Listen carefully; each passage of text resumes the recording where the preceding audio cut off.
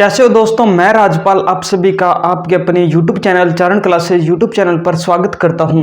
दोस्तों आज अपने लेकर आ गए हैं RS अग्रवाल बुक की एक सीरीज, जिसमें अपने RS अग्रवाल की बुक को बड़े ही आसान मेथड से करेंगे। तो सभी साथी इस पूरी सीरीज में बने रहना और अपने दोस्तों में भी जरूर शेयर करना जो दोस्त इस मैथ से डरते हैं।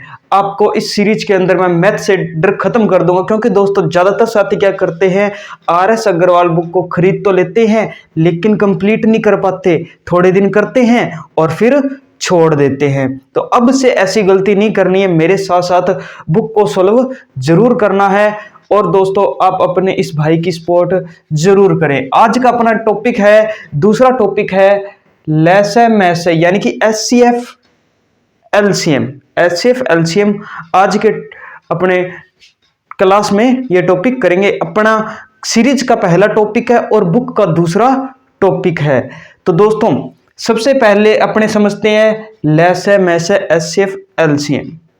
इसमें मेन चीज आती है, वो आती है अभाज्य संख्या। क्या आती है? अभाज्य संख्या। अब अभाज्य संख्या होती कौन सी है दोस्तों?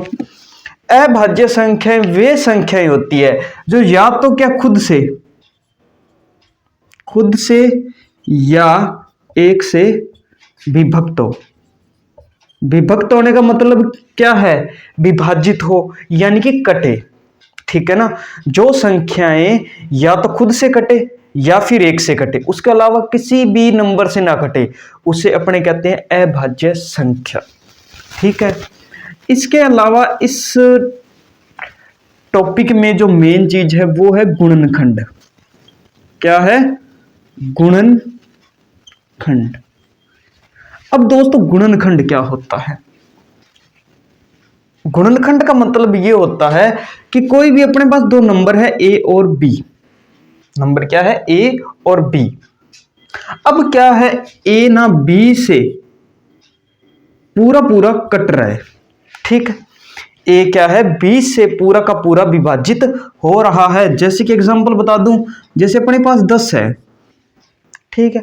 10 2 से पूरा कट रहा है। ठीक है।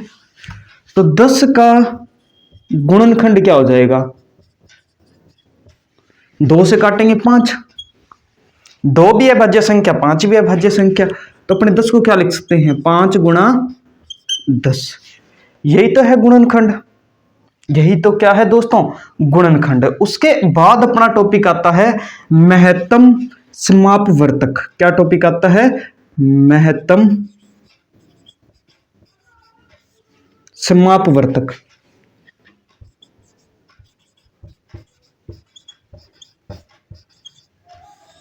जिसे अपने क्या बोलते हैं? मैस है। और क्या बोलते हैं? और इसके अलावा बोलते हैं दोस्तों HCF, महत्तम समापवर्तक। महत्तम समापवर्तक मैस है, जिसे अपन क्या बोलते हैं? HCF। इससे पहले आपको किसी भी नंबर का अभाज्य गुणनखंड करना आना चाहिए। इससे पहले आपको क्या आना चाहिए? अभाज्य गुणनखंड करना आना चाहिए। क्या आना चाहिए? अभाज्य गुणनखंड करना आना चाहिए। अगर अभाज्य गुणनखंड करना सीख जाओगे तो फिर आपके लिए लैस है और मैस है आसान हो जाएगा। 4th ग्रेड के लिए, जो राजस्थान में भी भर्ती चल रही है ना 4th ग्रेड, उसके लिए मोस्ट इंपोर्टेंट क्लास है और ग्रुप D वालों के लिए भी बड़ी ही महत्वपूर्ण क्लास है। अभाज्य गुणनखंड क्या होता है कि कोई भी नंबर है ना, जो भी नंबर है अपने को, उस नंबर को सिर्फ और सिर्फ अभाज्य संख्या में ही तोड़ना है। कैसे? जैसे अपने पास एक नंबर आ गया 75, चलो 74 ले लेते हैं, है ना। 74 आ गया। अब अपने को पता है भी अभाज्य संख्या कौन सी है। अभाज्य संख्या की बात कर ले। अभाज्य संख्या, अभाज्य संख्याएं 2 3 5 7। 7 के बाद कौन सी आएगी? 8 आएगी? नहीं आएगी। 9 आएगी? नहीं आएगी। 10 नहीं आएगी। उसके बाद 11 13 फिर 17 फिर 19 फिर 23 ऐसे चलती रहेगी भाई, ये सारी अभाज्य संख्याएं हैं। अब इसके बाद अब अपने बात कर लेते हैं, एक अभाज्य गुणनखंड करके देख लेते हैं जिससे आपको आसानी हो जाएगी। अभाज्य गुणनखंड, अब सबसे पहले अभाज्य गुणनखंड में ये बात ध्यान रखनी है कि सबसे छोटे नंबर से ही स्टार्ट करना है, सबसे छोटी ही अभाज्य संख्या से ही भाग देना है, 2 से भाग देना है। इसमें करना कुछ नहीं होता, भाग देना होता है। 2 से भाग देंगे, 2 दूनी 4, सॉरी 2 तिया 6, 1 बच गया, 14 हो गया, 2 सत्ते 14। भाग दे के देख लो, अगर नहीं आ रहा है तो 74 में 2 का भाग देते हैं, 2 तिया 6, 1 बच गया, 2 सत्ते 14। बस अब देखो, अब 37 आ गया। 37 करता कभी किसी से? 37 भी तो अभाज्य संख्या है, तो 37 एकम 37। बस ये है अभाज्य गुणनखंड। अब 74 के अभाज्य गुणनखंड क्या आ गए? 2 गुणा 37। ठीक है, चलो अब अपने एलसीएम को समझते हैं। ये साथ साथ में अगर लिखना चाहो तो लिख लीजिए, ठीक है ना।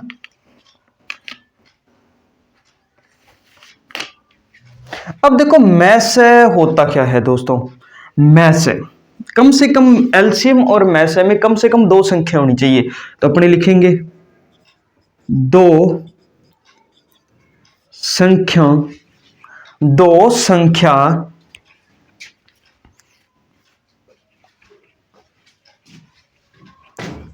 का मैस है, 2 संख्याओं का मैस है, वह संख्या है, इससे वह बड़ी से बड़ी, ठीक है ना, बड़ी से बड़ी संख्या है जो दोनों संख्या को पूर्णतया विभक्त करे। ठीक है ना। मैस की डेफिनेशन क्या आ जाती है? 2 संख्या का मैस है वह बड़ी से बड़ी संख्या है जो दोनों संख्याओं को पूर्णतया विभक्त करे, यानी कि पूर्णतया काट दे, उसे ही अपने क्या बोलेंगे? मैस है, यानी कि HCF। क्या बोलेंगे? HCF। याद रखना, बड़ी से बड़ी संख्या। अब जैसे एक क्वेश्चन कर लेते हैं इस पे। अब क्वेश्चन क्या आ गया, छोटा सा क्वेश्चन देख लेते हैं। संख्या 8 व 16 का मैस है। किसका बताना है? 8 व 16 का मैस है बताना है। तो अब कैसे बताएंगे? अब देखो यहां से आपको दिख रहा है क्या अच्छे से? चलो ठीक है, 8 व 16 का मैस है। 8 व 16 का मैस है, तो अब देखो मैं सोल्व यहां कर रहा हूं क्योंकि नीचे अगर जगह थोड़ी बच जाएगी या फिर आपको दिखेगा नहीं अच्छे से, तो चलो नीचे कर लेते हैं सोल्व। चलो सोल्व करते हैं। अब पता है मैसे में क्या होता है और लैसे में क्या होता है। सबसे पहले मैसे में ये बात ध्यान रखना, जब इनके अभाज्य गुणनखंड करेंगे तो दोनों नंबर को अलग अलग करेंगे। क्या करेंगे? अलग अलग करेंगे दोनों नंबर का। 8 का अलग से करेंगे और 16 का अलग से करेंगे। 8 का करते हैं अभाज्य गुणनखंड 2 से। 2 चौका 8, 2 दूनी 4, 2 एकम 2। ठीक है, अब 16 का कर लेते हैं। 2 8 16, 2 चौके 8, 2 दूनी 4 और 2 एकम 2। अब देखो 16 को अपने क्या तोड़ा? 2 गुणा 2 गुणा 2 गुणा 2, कितने? 1 2 3 4। ठीक है, 8 को क्या तोड़ा? 2 गुणा 2 गुणा 2। अब इन दोनों में कॉमन क्या आ रहा है वो देखना है। अब देखो दोनों में 2 कॉमन आ रहा है, 1 हो गया, एक जोड़ा बन गया। पेयर बनाने हैं बस, एक ये पेयर बन गया और एक ये पेयर बन गया। तो अब इनका HCF की बात करते हैं। HCF क्या आ जाएगा? इनको मल्टीप्लाई में लिख दो, 2 गुणा 2 गुणा 2, 2 दूनी 4, 4 दूनी 8। इसका एचसीएफ कितना हो जाएगा? 8 हो जाएगा दोस्तों। इसका एचसीएफ कितना हो जाएगा? 8 हो जाएगा। यदि आपको क्लास अच्छी लग रही है तो वीडियो को लाइक जरूर कर दें और अपने दोस्तों में शेयर करते रहें और साथ साथ में कमेंट करते रहना। चलो इसका स्क्रीनशॉट लेना है, स्क्रीनशॉट ले लो। अगर आपने कॉपी करना है तो कॉपी कर लो दोस्तों। फिर अपने बात करते हैं नए फॉर्मूले की। इतना हो गया तो चलो अब मैं इसे साफ कर देता हूं।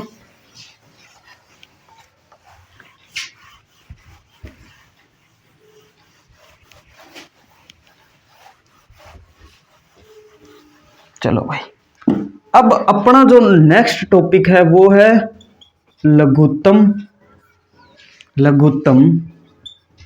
समापवर्तक। क्या है? लघुत्तम समापवर्तक। इसे क्या बोलते हैं भाई? लैसे बोलते हैं। इसे क्या बोलते हैं? लैसे बोलते हैं दोस्तों। और इसे कहते हैं LCM। क्या बोलते हैं इसे? LCM बोलते हैं। चलो भाई, अब इसकी डेफिनेशन की बात कर लेते हैं। इसकी डेफिनेशन क्या हो जाएगी? अब इसकी डेफिनेशन ये हो जाएगी, लैसा और मैसा का मैंने पहले ही बताया था भाई, दोनों के लिए कम से कम कितने नंबर होने चाहिए? दोनों के लिए कम से कम 2 नंबर होने चाहिए। इसकी डेफिनेशन हो जाएगी, दी गई संख्याओं, जो भी अपने को संख्याएं दे रखी है, दी गई संख्याओं में से दोनों संख्याओं से विभक्त होने वाली छोटी से छोटी संख्या,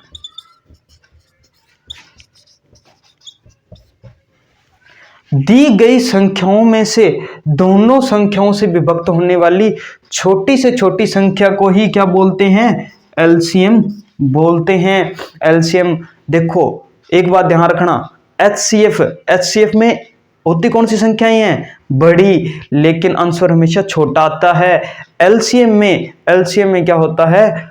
होती तो देखो दोस्तों छोटी संख्याएं हैं लेकिन आंसर हमेशा बड़ा आता है, ये बात याद रखना। अब एलसीएम में क्या होता है? एलसीएम में दोनों का एक साथ करते हैं।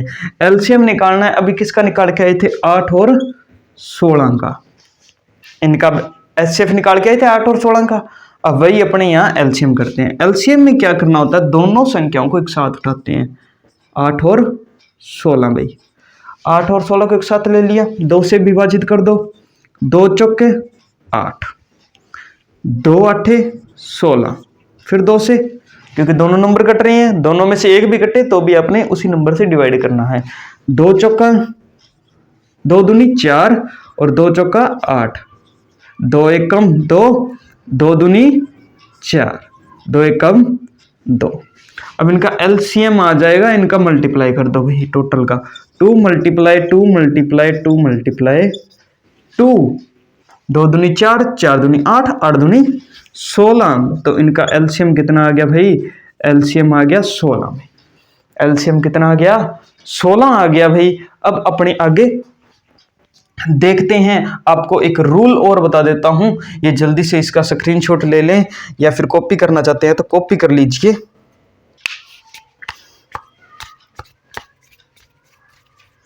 चलो भाई,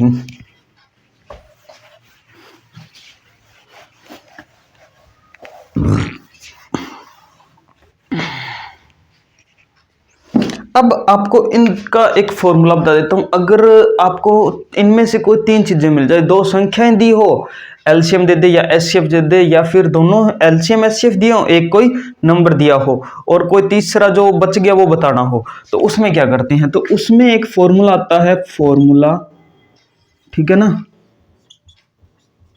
सूत्र देख लो। सूत्र ये होता है, पहली संख्या गुणा दूसरी संख्या पहली संख्या गुणा दूसरी संख्या इक्वल टू क्या होता है, HCF मल्टीप्लाई LCM होता है। HCF मल्टीप्लाई LCM होता है। अभी अपने एक सवाल कर आए थे 8 और 16 वाला, उसी पे कर लेते हैं क्वेश्चन बना के देख लेते हैं। LCM कितना था 16, HCF कितना आया था, HCF 8 आया था ना, LCM 16 HCF 8 आया था। पहली संख्या कितनी थी, 8 थी। दूसरी संख्या बताओ, दूसरी संख्या क्या करनी है, बतानी है। अब अपने दूसरी संख्या कैसे बताएंगे, अभी देख लो। दूसरी संख्या बताते टाइम अब ध्यान देना, फॉर्मूला मैंने क्या बताया था। पहली संख्या कितनी है, 8। दूसरी संख्या अपने को पता ही नहीं है अभी, दूसरी छोड़ देते हैं। LCM 16, HCF 8। ये 8 इधर गुणा में इधर आएगा तो भाग, दूसरी इक्वल टू 16 मल्टीप्लाई 8 बटा में क्या आ जाएगा 8। 8 से 8 कट गया, दूसरी संख्या क्या आ गई, 16 आ गई ना। दूसरी संख्या क्या आ गई, 16 आ गई है ना। दूसरी संख्या क्या आ गई, 16। पहले भी मैंने बताई थी संख्या कौन कौन सी लिखवाई थी, 8 और 16 आ गई ना दूसरी संख्या। तो ये फॉर्मूले का इस्तेमाल यहाँ होता है, पूरा सोल्व करने की जरूरत नहीं पड़ती, सीधा ही आंसर लिख सकते हैं भाई। चलो अब देखो, इसमें 2 फॉर्मूले हैं। अगर आपको कोई भी फ्रैक्शन दे दी, फ्रैक्शन का मतलब पता ही है ना, फ्रैक्शन जिसे अपने बोलते हैं हिंदी में भिन्न, जिसे P/Q के रूप में लिखते हैं या A/B के रूप में लिखते हैं, भिन्न होती है। जैसे 3/2 है ना। अब इनका LCM HCF बोल दे, भिन्न का, अब भिन्न का HCF LCM बोल दे, तो अपने अब इनको कैसे सोल्व करेंगे भाई।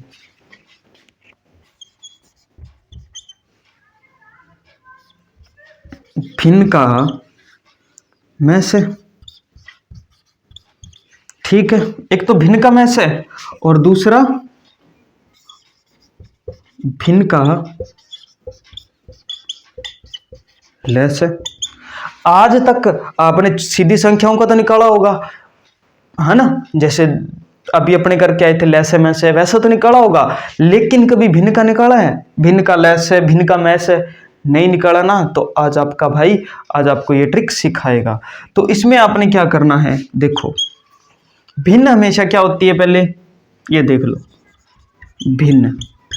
भिन्न में ऊपर होता है अंश, ऊपर वाली संख्या अंश कहलाती है, नीचे वाली संख्या को कहते हैं हर। जितनी भी आपको दे रखी है संख्या, चाहे 2 फ्रैक्शन दी हो, 5 दी हो, 4 दी हो, कितनी मर्जी दी हो, आपने क्या करना है, मैस है। भिन्न का मैस है। ऊपर वाला क्या होता है, अंश। तो अंश का आप कर दो इसका उल्टा, है ना। अंश सॉरी जो निकालना है, देखो भिन्न का मैस निकालना है तो अंश का क्या करना है, मैस है। अंश का करना है मैस है, और नीचे वाले का कर दो इसका उल्टा। यहाँ ऊपर मैस किया है तो हर का कर दो लेस है। अंश भिन्न का मैसे निकालना है तो अंश का मैसे कर दो, नीचे वाले का उल्टा कर दो उसका। अंश का मैसे किया तो नीचे लेस कर दो। इधर देखो, इसमें क्या करेंगे, निकालना क्या है, भिन्न का लेस है तो अंश का लेस है, और बच क्या गया, हर का क्या करना है, लेस तो कर दिया, मैसे करना है मैसे। ये इतनी ट्रिक थी इस टॉपिक में, और ये आपको ट्रिक मैं अभी सवाल इसके सोल्व करवा देता हूं, जल्दी से नोट कर लीजिए। यदि आपने अभी तक वीडियो को लाइक नहीं किया तो वीडियो को लाइक कर दें, अपने दोस्तों में शेयर कर दें। आज के अपनी इस क्लास को यहीं पर समाप्त करते हैं, और दोस्तों कल अपने इस टॉपिक को इससे आगे करेंगे। आज आपको इसका पूरे के पूरे मैंने फॉर्मूले, जो भी इंपॉर्टेंट ट्रिक्स थी वो आपको बता दी, बिल्कुल बेसिक लेवल से समझाया है। और आपको क्लास अच्छी लगी है तो कमेंट सेक्शन में ज़रूर बता कर जाएं। वीडियो को लाइक कर दें, शेयर कर दें और चैनल को कर लीजिए सब्सक्राइब। आपकी कमेंट से ही हमें मोटिवेशन मिलता है, तो आप कमेंट ज़रूर किया करें। और दोस्तों, आप सपोर्ट करें सभी साथी, तभी चारण क्लासेज यूट्यूब चैनल आगे तक पहुंच पाएगा। और दोस्तों, आज अपने इसके पूरी की पूरी थ्योरी को कर लिया है और कल इसके अपने सवाल करेंगे। तो कल की क्लास के लिए आप सभी चैनल को सब्सक्राइब कर लें, बेल आइकन को ऑल पर सिलेक्ट कर लें, तभी आपको इस क्लास का नोटिफिकेशन सबसे पहले मिल पाएगा।